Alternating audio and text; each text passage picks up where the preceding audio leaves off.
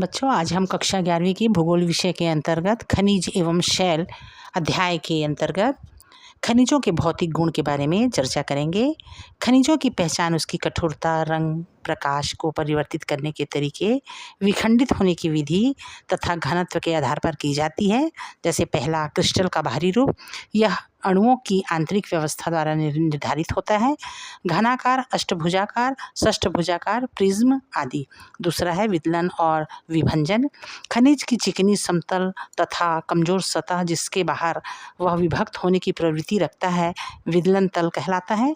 खनिज की आंतरिक आणविक संरचना तथा उसके बाह्य क्रिस्टलीय स्वरूप के से इसका घनिष्ठ संबंध है। विदलन विहीन खनिज कई प्रकार के विभंग सतहों पर टूटते हैं। उदाहरण के लिए कांच का विभंग सतह संखाब विभंग की रचना करता है, जैसा कि क्वार्ट्ज खनिज में देखा जा सकता है। तीसरा है चमक, परावर्तित प्रकाश में खनिज सतह कैसा प्रतीत होता है, उसे खनिज चमक कहते हैं। इसका वर्णन अनेक व्याख्यात्मक विश्लेषणों जैसे धात्विक, हीरा सदृश, कांच सदृश, तेल सदृश, मोती सदृश अथवा रेशम सदृश द्वारा किया जाता है। चौथा है रंग, कुछ खनिज के विशेष रंग होते हैं जिससे उसकी पहचान करने में मदद मिलती है।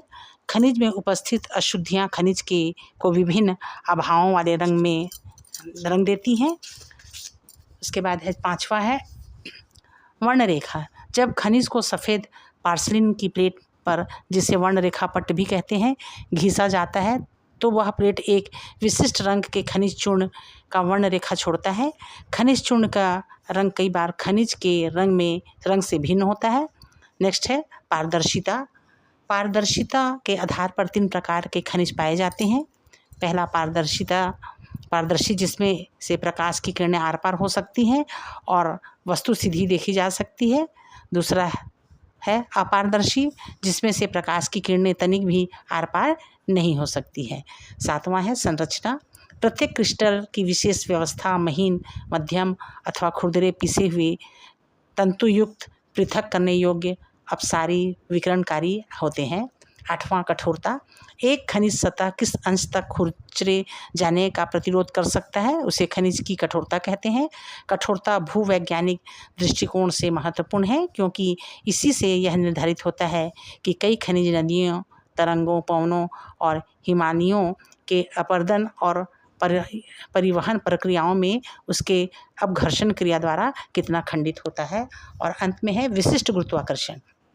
प्रत्येक खनिज का एक विशिष्ट गुरुत्वाकर्षण होता है जो इसके घनत्व को 4 डिग्री सेल्सियस तापमान वाले पानी के घनत्व का अनुपात है।